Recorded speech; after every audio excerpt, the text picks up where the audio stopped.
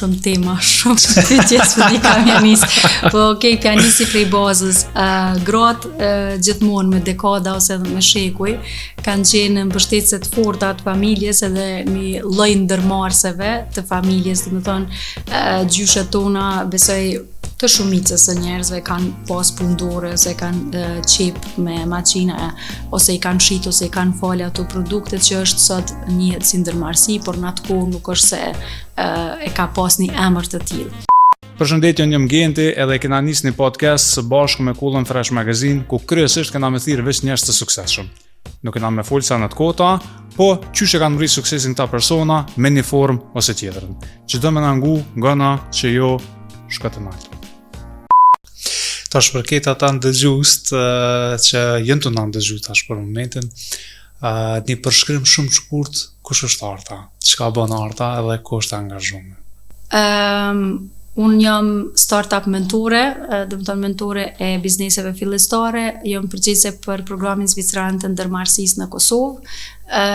Jam ligjëruese në kolegjin Heimerer, Ligjëri Londën, ndërmarrësi dhe inovacion në shëndetësi, dhe rolin më të rëndësishëm edhe më sfiduese kam që jam nane 2 djemve, Dorianit dhe Artit. Këto janë angazhimet momentale të mia.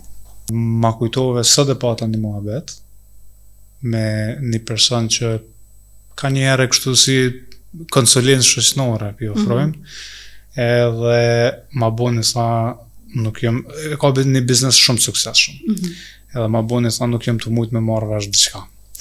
Sa i kom të punësum parafërsisht 40 veta, edhe sa problemet që jem të i pas që tash. 2025, ta nuk i kom pas kur.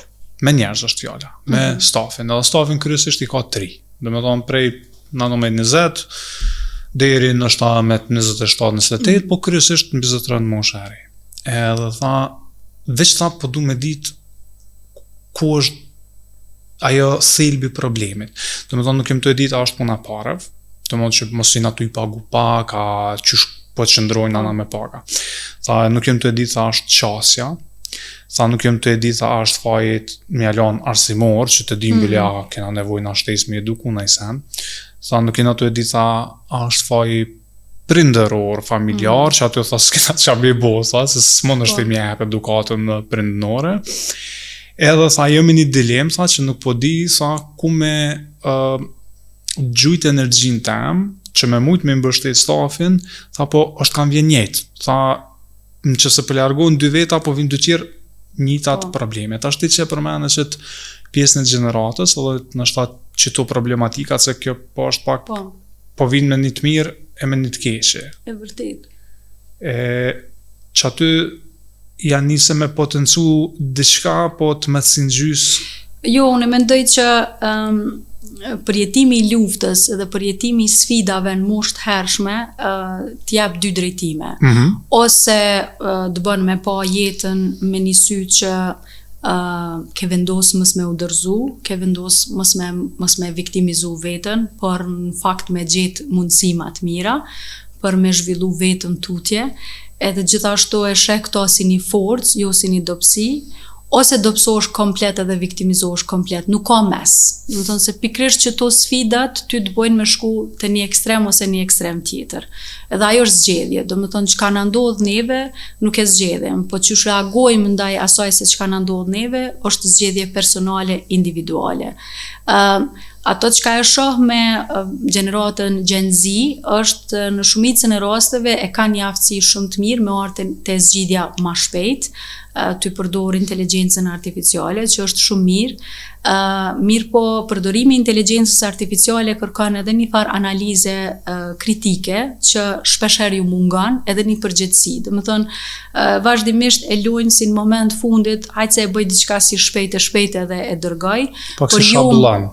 por jo më marrë me thonë, okay, unë e përshfrytëzoj ChatGPT-n edhe përshkruaj komplet një skenar, po edhe po ulna pe lexoj edhe për shoh çka është, mos dikon ja ka hu që ka bona i gabim, për këshyri pak edhe me Google ajo në çdo informatat sakta apo jo, edhe jo vetëm e dërgu çat shablonin te një person tjetër pa e marr asnjë dozë të përgjegjësisë. Edhe unë besoj që pika e parë është familja në gjithçka, në çdo temë, sepse ti në familje, në fakt, është një farë lloj biznesi, do të thotë secili ka një farë roli brenda familjes, edhe secili ka do aftësi, që as nuk e bën njërin ma shef se sa tjetrin, po thjesht zbashku e kupton që mundesh me bashkëjetu edhe me u zhvillu zbashku, edhe nëse ke qenë i e shtypur vazhdimisht në familje ku nuk të jap asnjë mundësi me u shpreh, me thonë mendimin tënd, besoj që në të ardhmen ka me reflektu kjo. Unë mendoj që në shumicën e rasteve në kulturën e Ballkanit, jo vetëm në Kosovë, e shohim një mungesë të mendimit kritik, të thurrën shkurt qartë, pikrisht për shkak se gjithë kemi qenë si në luftë, si survival mode, kështu lema tash muranin të foli diçka, edhe mandej ka qenë pak si ma e gjatë, por jo me thonë okej, po bëjmë një farë debati kështu të me radhë dhe secili ka me thonë një farë mendimit vet. Pjesa tjetër e Gen Z që e shoh si problematik është që jemi të shku ka periudha e individualizmit, që sa i ka të mirat e veta, i ka dhe disa të këqija. Na jemi rrit në një bashkësi, domethënë si familje ma e madhe, edhe domethënë jemi rrit ndoshta në dhoma ku kemi flajt disa fëmijë, tash gradualisht gjenerata tjera bojnë ma pak fëmijë, secili ka hapësirën e vet gjigante dhe përfundon ndoshta në teknologji, në një vetmi, edhe në një qasje që i servohet, kjo është jeta jam, kjo është mendimi jam, kjo është trupi jam, që ndoshta shkohet deri te një nivel pothuajse bastardus, ku është problem edhe me di çka është vlerë. Do të thënë, qysh e definon etikën edhe çka është vlerë për secilin person po flas. Dhe këtu pastaj është interesant një rast që më ka bo shumë përshtypje qysh e kanë punësu një person ku secili që ka hy brenda ka vrapu të pjesa ku është majt intervista, pa i vrejt asnjë detaj anash, në ndërkohë që kompania me qëllim i kalon dyrt hapun, drita dhez, edhe shumë çka të parregullume në proces, dhe ajo çka personi që është punësu është pikrisht ai i cili i ka rregullu ato gjanat gjatë rrugës, do të thonë i ka mbyll dyrt, i ka nal dritat, edhe i ka rregullu disa bërlog rrugës që ka po. Kjo nënkupton se sa mundesh me i bo disa gjana të vogla pa të thonë dikush edhe pa të pa dikush. Ajo është pjesë e edukatës që ose e ki ose nuk e ki.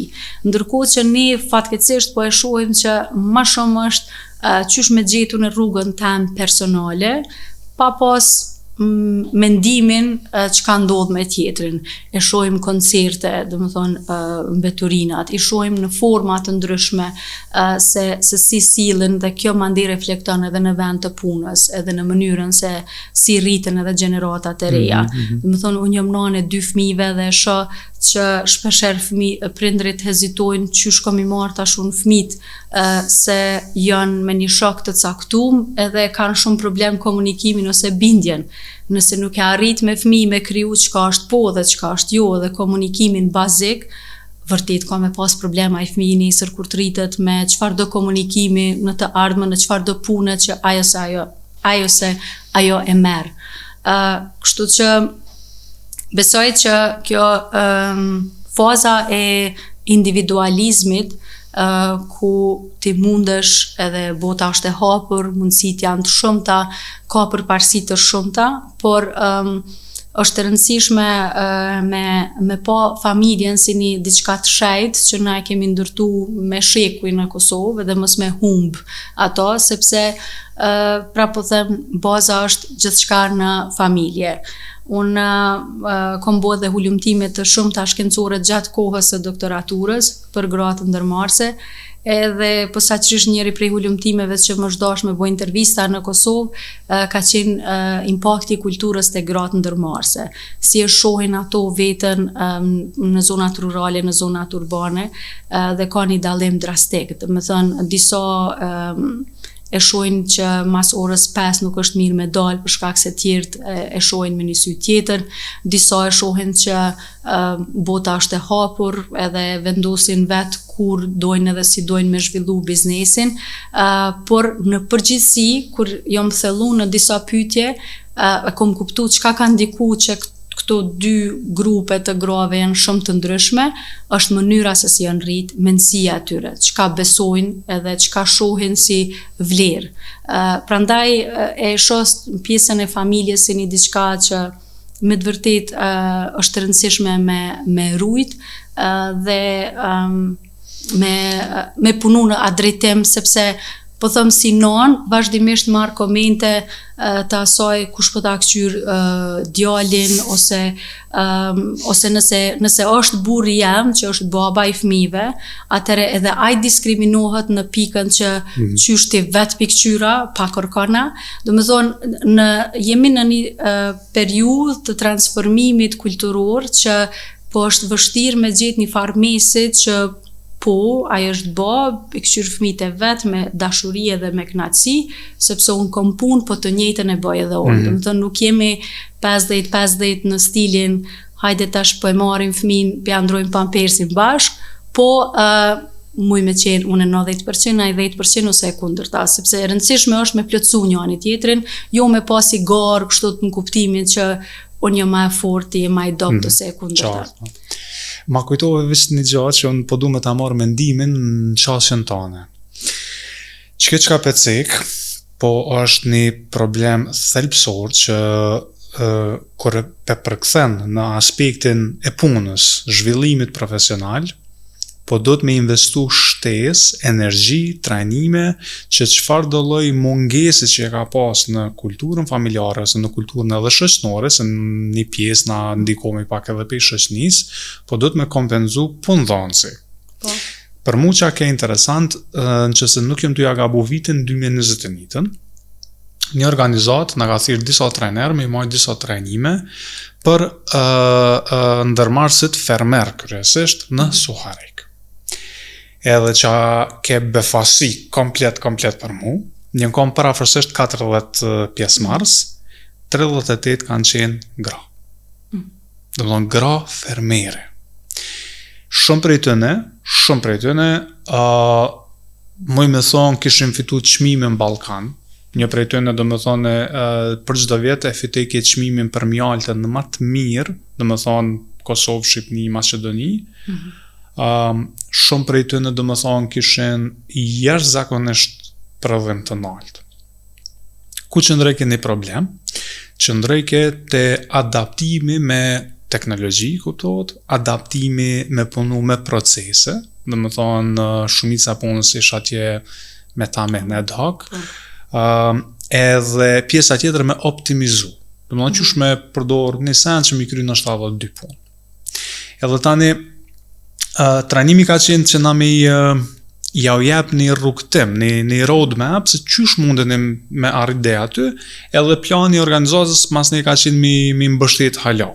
Nuk e di deri ku kanë mri, po u kanë një udhtim shumë interesant se u kanë një eksperiencë jashtëzakonshme me taku, domethënë njerëz jashtëzakonshme me çfarë pune po bojnë.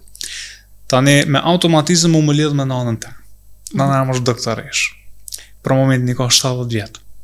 Kur nana i bën 65, gati për me dalë në pension, ta gen thonë kom sa hala energji, tha mu nuk më rinë shpi, tha po du me gjithë një punë.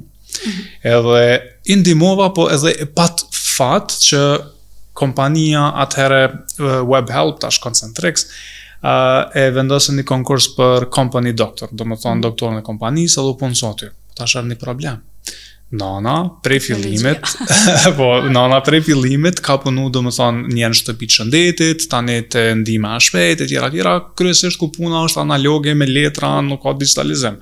Atje krejt digital, do më thonë me vendos në këto aplikacionet ku buon diskutimet, grupet e ndryshme, më mësu komplet mënyrën që ka bu punën ajo me vjetë e vjetë, vish me këtu në digitalizim.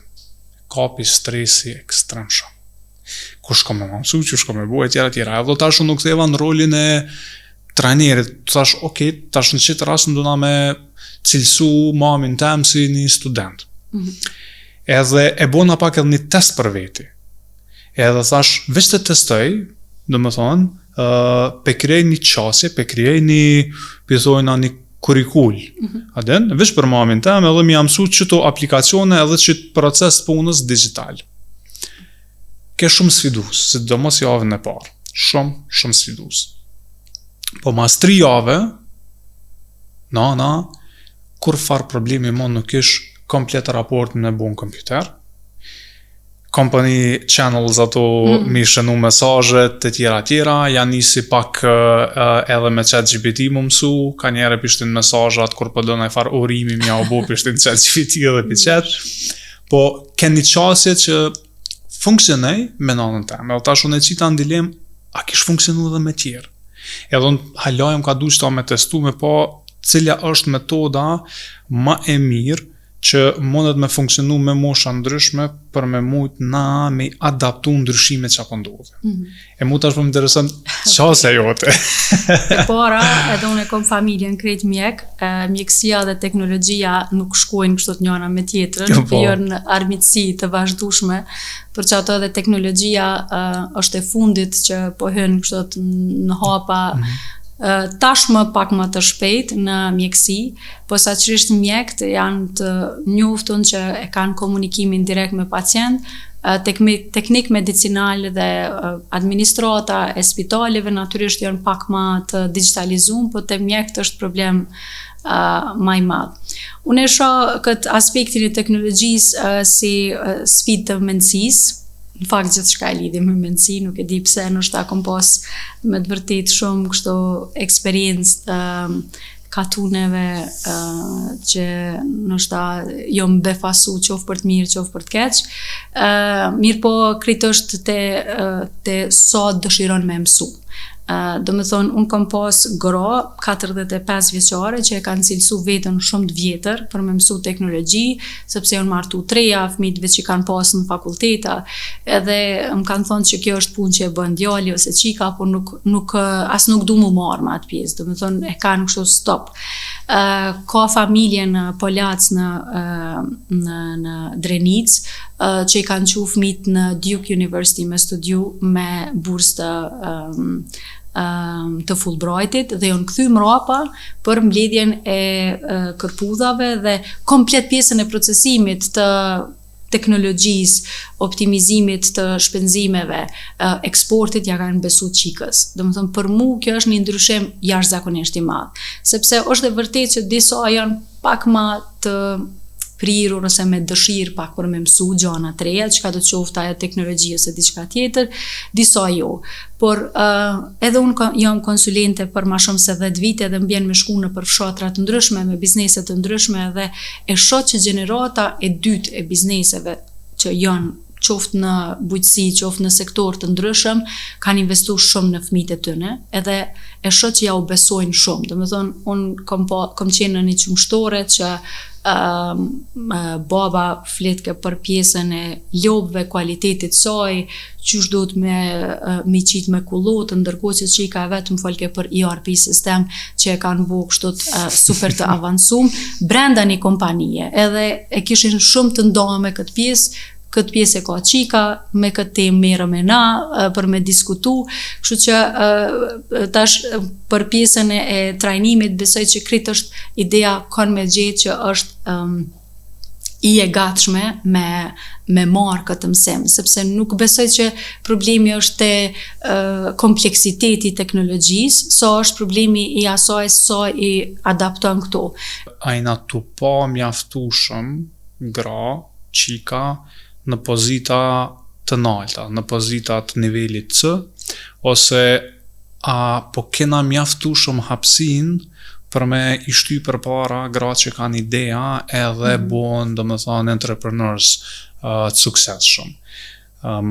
Unë ka njerë pi lexoj postimet që apo janë në LinkedIn, në social media, edhe ka njerë vetë po jam në qatë mendimin që a është një pengesë, që është pengesë sociale, a është pengesë ekonomike, a ku është problemi, a nështë që kjo pengesa është veç iluzion. Shumë tema, shumë pyetjes për di kam janis. Po pianisti prej bazës, gratë gjithmonë me dekada ose me shekuj kanë qenë në mbështetëse të forta të familjes edhe një lloj ndërmarrëseve të familjes, domethënë gjyshet tona besoj të shumicës së njerëzve kanë pas pundore, ose kanë qep me maqina, ose i kanë shit, ose i kanë falë ato produktet që është sot njihet si ndërmarrësi, por në atë kohë nuk është se e ka pas një emër të tillë. Na jemi si shtet post-socialist. Do të thonë, unë jam e rritur prej një familjes profesora, doktora, që biznesi ka qenë me një ngjyrosje shumë të keqe, dhe jo vetëm për gra, po edhe për burra, sepse gjithmonë është pas si një lëmi, si një fushë studimit që nuk është për njerëz të ngritur, për njerëz intelektual.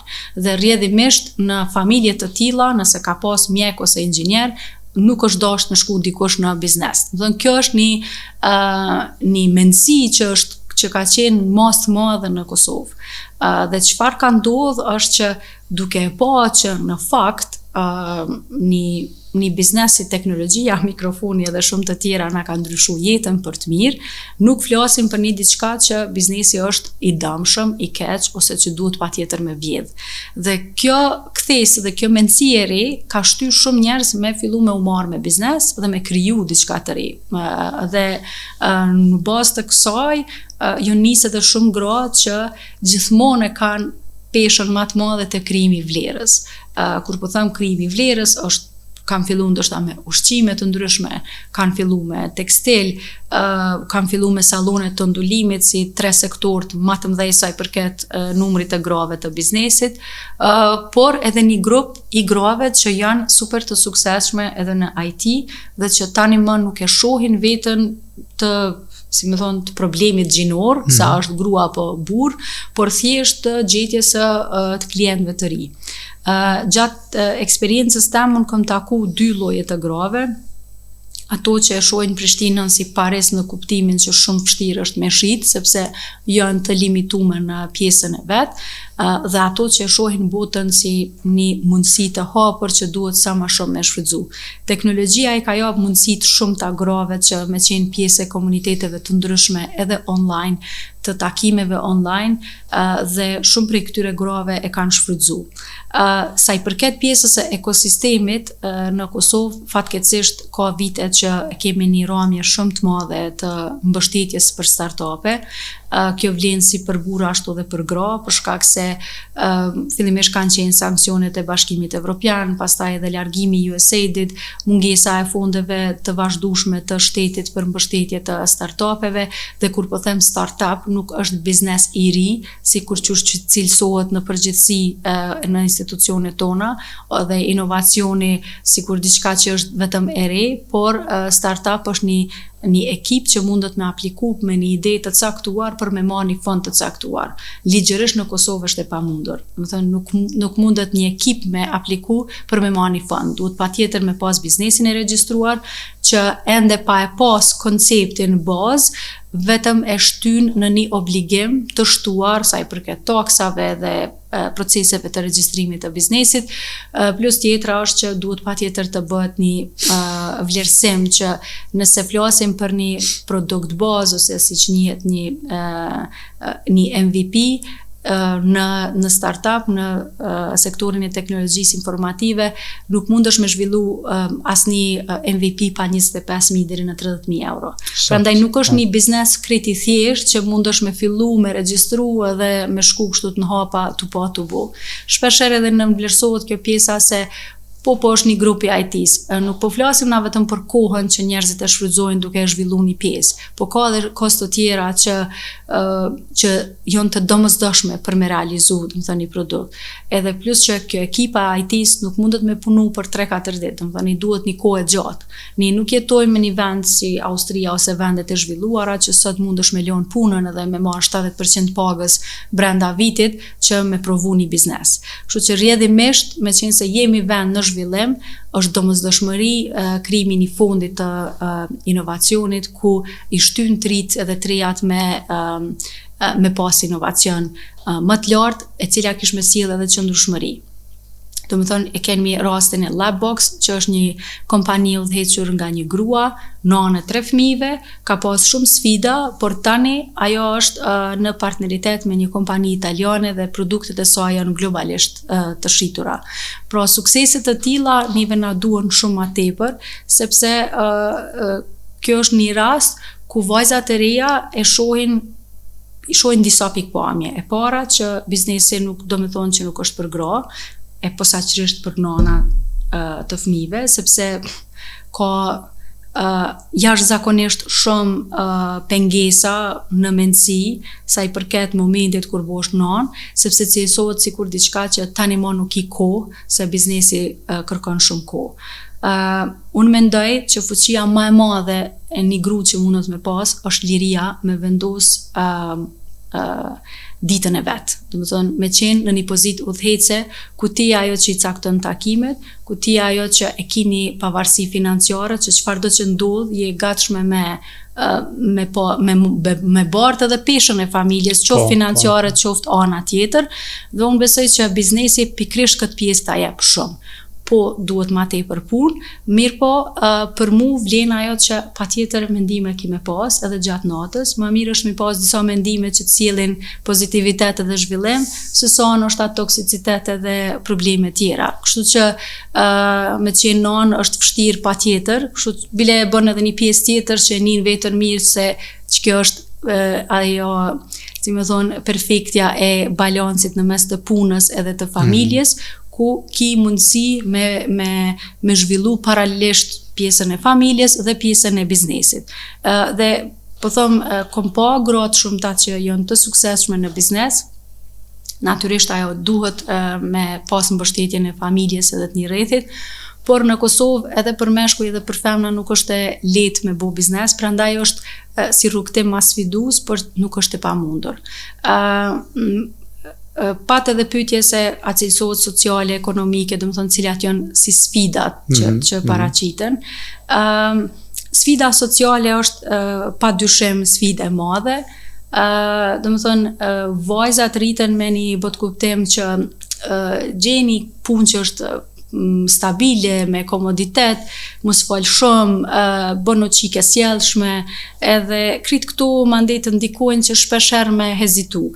Unë kom qenë antare e juris në shumë vendosje të startupeve që është dashur me i marrë, edhe si një gru që shumë mundona me lobu për me i fuqizu gratë, e kom pas shumë zor me vendos për me marrë një gru në atë program, pikrisht për faktin se t'len shumë dyshime. Do të thonë, prej momentit që fillon me tregu diçka, fillon me ta kriju një dyshim. Ndërkohë që një mashkull pavarësisht a ka me funksionu biznesi apo jo, vjen me një vendosmëri shumë të madhe që ky biznes ka me funksionu, more qoftë edhe një ide kështu qaq iluzionare që nuk është e mundër mu realizu, po mënyra që shflet është bindse. Ndërkohë të shumë gra e shoh që pikërisht kjo forma sociale, do të thonë, unë isha në toalet me njënën prej atyne që kish me prezantu mas 10 minutave, edhe veçani se kështu gati do i ke me kajt, krejt familjen e kam unë këtu, nuk e di që shkom ja dal, nuk e di kështu thash, u mundova me i fol, po të njëjtën kohë, momentin që dul zoni u drejtke, kish shumë emocione, kish shumë probleme. Kjo nuk është diçka që mundet me u rregullu me trajnime. Është diçka që mundet me u rregullu të jap hapësirë të shumt. Në aspektin ligjor, Kosova është mirë sepse edhe pse unë jam shumë kundër kuotave gjinore dhe jam shumë pro meritës, mirë po në shtetet në zhvillim patjetër është e domosdoshme kuota. Arsyeja është se 90% e bordeve në Kosovë kanë qenë vetëm me meshkuj. Në momentin që është vendos ligji i ri që duhet patjetër me pas gra në bord, pastaj kanë filluar ndryshimet. Dhe ky ndryshim nuk ka qenë as pak i lehtë, sepse prap është konsideruar që gratë shkojnë në borde për me çu dorën me votu, po jo më ulë edhe me analizu gjitha ato. Domethënë për mua nuk është krenari me thonë që kam qenë gruaja e parë kryetare bordit të Universitetit Kadri Zeka, sepse jemi në 2025. Pra nuk jemi shumë për të krenuar në këtë pikë dhe nuk është krenari me thonë e para. Krenari është me thonë ndër të shumtat që kom shërby në një pozitë të tillë, por që tani i jepet një hapësirë më e madhe, është megjithatë një transformim që gratë të cilat vërtet shkojnë në këto pozita me meritën e tyre të plotë dhe me dinjitet dhe me profesionalizëm e kanë 10 herë më vështirë, sepse paragjykohen në çdo situatë të mundshme, në çdo vendim të mundshëm, në çdo emocion të mundshëm, por që duke i kriju këto rrugtime të reja, besoj që pastaj edhe fillojnë me pas diskutime ndryshe. E zgjata shumë, po du me tregu vetëm edhe një rast që ndërlidhet prapë po me pjesën e mendësisë. Në një konferencë të IT-s që po ashtu në mas të madhe janë meshkuj pronar të bizneseve, ishim 4 gra, 2 të Kosovës, 2 të Shqipërisë dhe nështë një 200 burra aty në një salë të madhe, edhe njëna prej këtyne të Shqipnisë po thotë po dalim shpejt se këtë burra ko kanë këtu s'kem që ka me lypë. Ishte një bashkëthemelusi një kompanisë shumë të suksesshme të Shqipnisë që tha pse tha po e shihni në këtë mënyrë, tha ju keni ardha me bo biznes, tha çfarë rëndësie ka është burra, është gru. Tha ju duni me ndi vetën të privilegjume që e keni mundësinë me bo këtë ndryshim, por jo me ik prej sallës, sepse në atë mënyrë vazhdohet me pas më shumë meshkuj e shumë më pak femna. Dhe unë besoj shumë këtë pjesë që duke i bo ndryshimet e tilla, ne gradualisht kalojmë edhe sfidën që as hajgare mos me bo me këto punë, po veç më marë si punë normale. Sikur, domethënë, gjithmonë ideja është nëse ja bën një grus një pyetje, aja kishte bot njëjtën edhe burrit. Domethënë, qysh ishni ai personi tjetër. Dhe unë prapë menoj që kjo çështja e diskriminimit është e dy gjinive, sepse edhe meshkujt të cilët kanë punu në sektor të bizneseve kushtimisht të grave, si që janë tekstili ose salonit e ondulimit, e dim shumë se çfarë fjalë kanë marrë ata djemë. Domethënë, jo si çik po dokët, jo po punon me çika. Unë e shoh që është domethënë një problematikë e dyanshme që ka të bëjë me mendsinë që nuk mund e kemi vështirë me pranu njërin si njëri, mos me pas paragjykime, po mjalon kohës pak me njoftu ma tepër, e mandej me gjyku në forma që na e vlerësojmë qoftë personale, qoftë profesionale, por jo me ajo verdiktin kështu hala pa e pa mirë ose pa e hap gojën kështu. Sakt. Për me inspiru në 33-at, të marë parasysh komplet bagazhin tënë, eksperiencën tëne, tash edhe do më thonë me një kompani të suksesshme je në nivelin C. Cila është, po thojmë, fuqia jote ose cilat janë praktikat tua që ti i ki të pandryshueshme në aspektin si parimor ose cilat janë armët e tua më të fuqishme që ty po të bojnë suksesshme me udhëheq një biznes. Pse se na kem shumë 33-a me shumë kapacitet që kanë shumë aspirata me hap në shtan të ardhmen kompanitë e tyre, që ndoshta që kjo çka po jep ti si këshill ose si çka po funksionon te ti, mundet më ndihmu atë. Për mu gjithmonë ka funksionu kurreshtja, disiplina, energjia pozitive. Do të thonë, pri fëmijë kom qenë gjithmonë njeri kurreshtar, kudo që kom shku i mundu me kuptu pak ma shumë se sa veç rolin tem të punës, gjithmonë një mundu me jap ma shumë prej vetës, edhe kurse kom pasi diçka që unë e dhash 1% ma shumë, tash duna mu pagu 1% ma shumë, por gjithmonë e kom bo me një knatësi që unë e po përfitoj ma shumë, edhe kjo ka me më hap mu ma shumë dyr, edhe më ka funksionu gjithmonë në çdo vend të punës prej do më thoni kom pas 17 vjetë kur ja kom nisë me punu, gjithmonë ka qenë çelësi i suksesit. Disiplina që është kështu merit e babit, që ka qenë një person kështu ushtarak që nuk na ka leju me flajt deri në 9 dhe me pas ankesa kështu në shtëpi, po që na ka vendos me të vërtet një farë orari dhe një respektim të punës, pavarësisht a vjen krejt në orën 8 apo 9 në punë, për neve ka qenë kështu e rëndësishme me u respektu qaj orar nëse është një orar, ose me u respektu puna.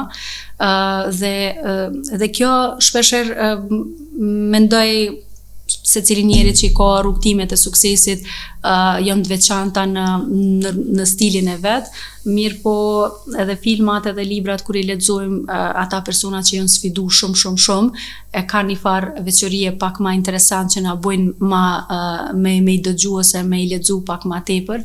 Kështu që dhe rrugtimi jam nuk ka qenë kështu i lehtë, po ka hyrë në këtë kategorinë e sfidave të shumta dhe disiplina më ka majt, domethënë atë pikën që mos me u dorëzu, sepse ka pas qindra momente që kanë qenë super sfiduse, që ndoshta shumë kush kish hjek dorë, por që nuk më kalon me u largu. Energjia pozitive, po ashtu e kam prej babit, që në momentin kur unë e kam marrë bursën për me studiu në Angli, babi është diagnostifiku me kancer, edhe në spital më ka thonë ti dush me shku edhe nuk ka këtu zgjidhje tjetër.